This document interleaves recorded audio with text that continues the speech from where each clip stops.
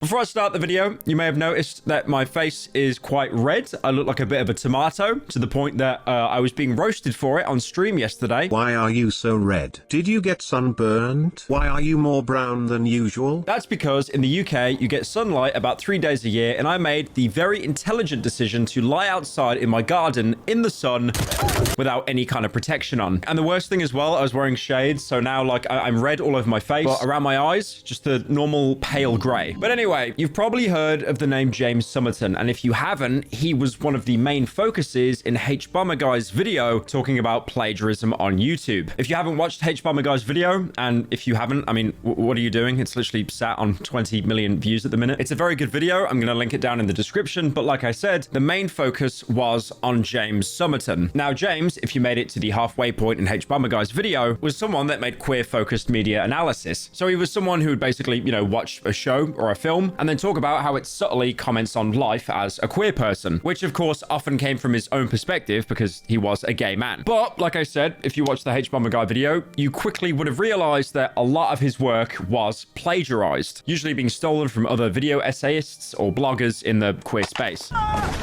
Now, we will expand on that a little bit later to, you know, just give a bit more context, but I do want to focus on how his career basically just completely blew up in his entire face and leading to him privating all his videos in December 2023. Now, before being branded as a massive plagiarist, which is what he's known as today, he basically broke onto the scene with his own video on YouTube, Monsters in the Closet, a history of LGBT representation in horror cinema. This wasn't his first video, but it was one of the first videos he made to get a lot of traction. That, and also the fact that all his other content is pretty much gone now. Now, funnily enough with James, his career didn't start to actually, you know, fall off when the video dropped. He was definitely already falling off well before that. His downfall can also be attributed to his pretty horrendous opinions on Nebula. Now, to give context, Nebula is an independent streaming service that's created by YouTubers. I'm sure you've seen many people shill it. Like, for example, you know, H-Bomber Guy, like I mentioned, Legal Eagle, Lindsay Ellis. It's actually a really weird throwback mentioning Lindsay Ellis because she now does like, you know, video essays, but originally she was, I think, like a sidekick for the Nostalgia Critic back when I used to watch the Nostalgia Critic religiously, which is really embarrassing to admit now. So James ended up making like an indirect tweet about Nebula, basically accusing them of blacklisting him, going on to say that they had a complete lack of exclusively queer content. He even made an additional tweet clarifying creators whose sole focus is to create content for and about the queer community. The thing is though, the claim he made, it just isn't true at all. And then Jesse Gender, a creator on Nebula, basically confirmed in their own quote tweet that like Nebula just does not work in the way that James is saying it does. Jesse being someone who does create queer content on Nebula. You also had Maggie Mayfish, who was another queer content creator, and she basically chimed in to correct James. I've probably said the word Nebula now more times than people that actually do a Nebula sponsorship.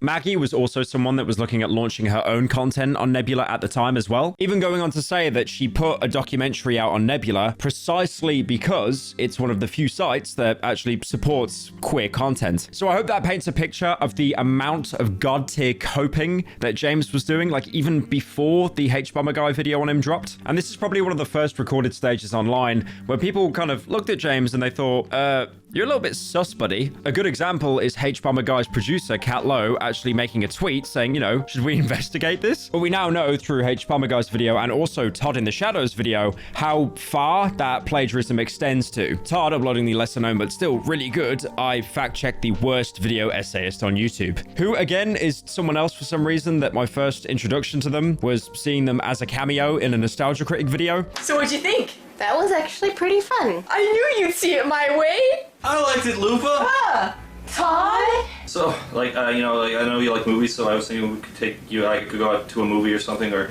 we could go out, like, to eat, like, I don't know, like McDonald's. Now, what James was essentially doing was lifting entire passages wholesale from, you know, various queer authors, even stealing the work of 2 authors that actually died during the AIDS epidemic. And basically, H-Bomber's video broke down how he doesn't really just have a passion for it, he's just a grifter. Now, on December the 12th, 2023, James uploaded an apology video. I'm using apology with quotation marks, like very, very big quotation marks. Basically, all he does in this video is throw his co-writer under the bus entirely. This guy's called Nick, and like James basically never, you know, speaks on plagiarism, and he never directly apologizes to anyone for what he did. I know YouTubers have a huge rep for making some of the worst apologies in the entire world, usually because they are so worried that if they make an actual genuine apology, that is just them signing a contract for brand death immediately. He does also get very emotional in this video, but it's just so hard to take it seriously when he's not addressing anything. It was also at this time as well where he briefly reopened his Patreon so people could cancel their pledges, and he also made a community post where he basically said his response wasn't that good and he should have made a better one when he was in a better state of mind, because apparently he only made that response basically a day after being released from the hospital. Now, on the 26th of February this year, James put out another updated apology video. He had his public likes off and his comments set to newest, and that is actually a bit of a cheat code, by the way. We all know how YouTube works now, right? Like, they disable dislikes. Terrible decision, but you can use certain plugins like to add the YouTube dislike button to kind of gauge the, you know, the reception of the video. But the real cheat code, if you want to censor information, sort the comments from newest first, because anyone making like a snide reply to you or basically summarizing the video will get buried straight away. And hopefully, just hopefully, in that constant flow of information and comments, actual criticism might get buried. And when James uploaded this updated apology, he unprivated a lot of his older videos, basically saying that the ad revenue from those videos would go to H-Bomber Guy's team, basically in the interest of paying every single person that he wronged. Now, a lot of people took issue with the fact that James wanted to be like a voice for the queer community, and H-Bomber Guy even confirmed himself on Twitter that there was no line of communication. James did not reach out prior and basically say, hey, I've got this idea where I kind of want to, you know, send you all the revenue so all the parties that I yoinked from can get paid. Nothing like that. He just said it publicly, and that was probably the first time that H-Bomber even heard about it. Now, I want to put a little warning here because the next part of this video does talk about suicide, so if that is triggering for anyone that's watching, you know, feel free to click off the video. So on the 5th of March, James rebranded his YouTube channel to James of Telos. He privated his Twitter account and posted what seemed to be a suicide note to the people that still had access to his Twitter account at the time. If this message is live, it means I scheduled it before ending things. I have videos scheduled to go out over the next couple of days, nothing new. I just wanted Nick's portfolio of work to be available. I've left directions that any money from those videos be donated to the Canadian Association for Suicide Prevention. They've tried very hard to pull me back, and there's simply no life for me anymore. I've lost everything, my only friend, my livelihood, my name, and it's all my own fault. The world will be a little bit better off now. Goodbye. H-Bomber Guy's subreddit noticed this pretty quickly, which led to H-Bomber's producer, Kat, making a post on Reddit, basically trying to do a wellness check on him, but they're not sure where he lives, and more importantly, anyone kind of celebrating the fact that he might have died, that won't be tolerated. There was another post by Kat basically saying that they were able to get in touch with him to do a wellness check, but he wasn't in a good place mentally. On top of that as well, you had James's writer make a post on Blue Sky basically saying that, you know,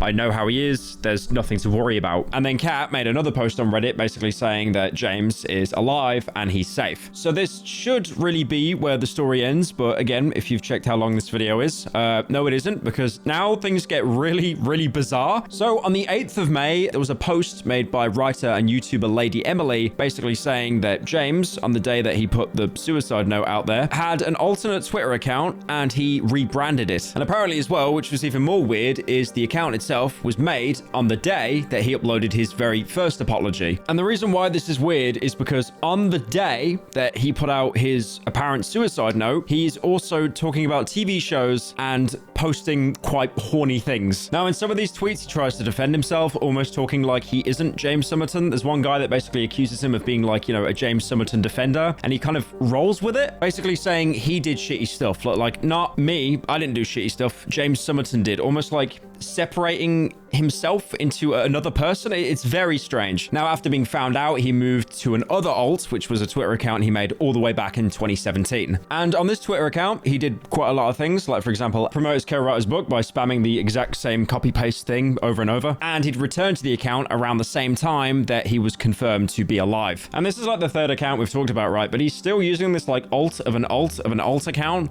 to defend himself. Now, overall, James did some pretty bad stuff. And obviously, obviously his plagiarism, you know, has to be condemned. And even though it's very hard to find sympathy for him, you know, like using alt Twitter accounts to basically pretend to be someone else to defend himself, the struggle with suicide ideation is horrible. And I'm not going to sit here saying that, you know, he suicide baited or he didn't consider it at all with that, you know, that huge mounting criticism against him. But it's the fact that he was posting that stuff on the exact same day that he put out his suicide note. Really brave statement incoming, but I think James needs to just take a long break from the internet. You know, someone needs to like cut his Ethernet cable, take his phone away from him. And that's one of the reasons I wanted to make this video, because I saw all over Twitter, you know, James Somerton, he's took his own life. Second brave statement in this video incoming. Twitter is not a very nice site to be on. And it was horrible seeing when people believed that James Somerton had killed himself, people were celebrating. You know, the guy's stolen content. He's been a complete piece of shit. He's sat there defending himself on like, you know, fake accounts. But there's no reason why you should celebrate if he's taken his own life. And then there were other people that were almost using James Somerton's possible suicide as ammo against H-Bomber Guy. Now, these people obviously didn't give a shit about the video or like James's well-being. They were literally just using the chance that he might have taken his own life as ammo to basically point at H-Bomber and go,